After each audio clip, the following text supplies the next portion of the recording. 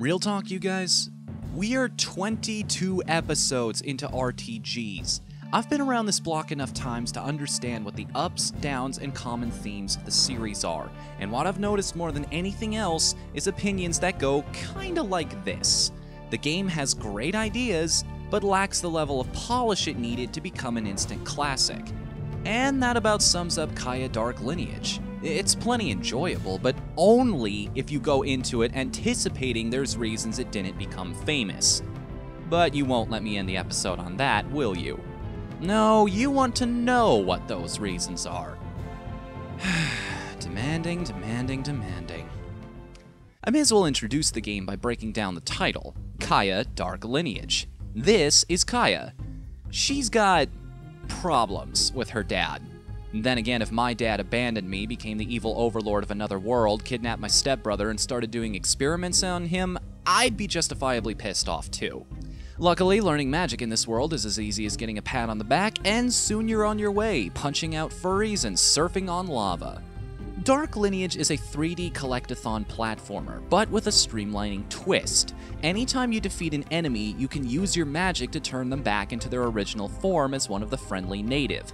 That's native, the species. I'm not referring to them as natives of this world, although I guess that's the joke. In turn, these guys go to the central village, open up shops, and sell you upgrades. You'd think they would just give you the upgrades, considering you're the one rescuing their friends and loved ones from a fate worse than death, but seeing as there's no button dedicated to letting Kaya say that to them, I guess we just have to deal.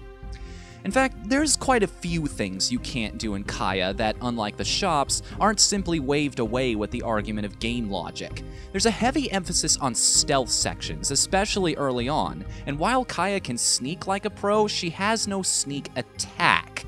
No way to quickly and silently deal with enemies if you catch them unawares, outside of environmental hazards. You have a super useful ranged weapon, which is essential for exploration and puzzle solving, but the only way to actually damage the Wolfen is with your Mad Eddie Gordo impressions. It's things like this that are the reason Dark Lineage hasn't aged very well. These days, adding elements like that to mechanics like this would be a no-brainer. More than once, you will find yourself saying, "Why can't I do this?" Wanna know how bad it is? When this game starts, you can't even climb. This girl has the physical adeptness to backflip onto her desk in the intro, yet she needs instructions on how to navigate a rough surface? And then there are the glitches. Does this game have glitches?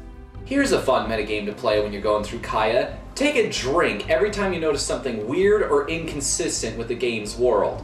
Now, I of course will be using soda for this example, because like most of you, I want to live to see episode 25. Kaya is instructed to go buy a weapon in an early cutscene, but in that same shot, you might notice she already has it.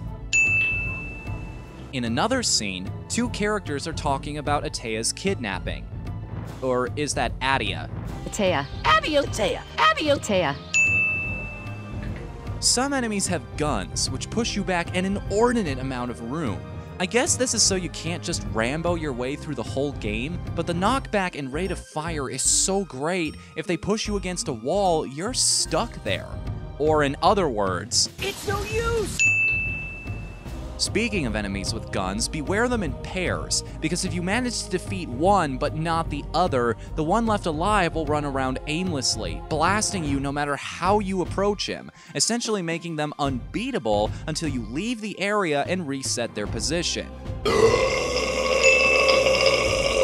There's this one section where you're chasing a bird down a slope. If you fall off, the bird won't return to the top. Instead, he stays right where he was until you get back up to that point again. What's more, if you return to the village after dying in this part and then come back, the bird will still be exactly where you left him.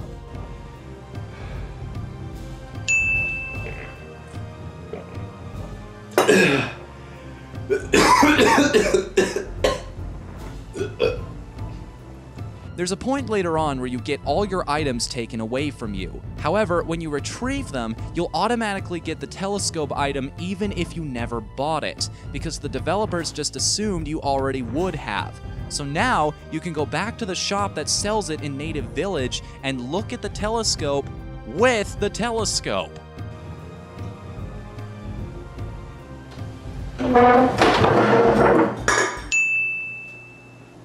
If I'm guilty of anything on this show, it's being too nice. A game has to be exceptionally bad to get under my skin personally, but that's a two-sided coin.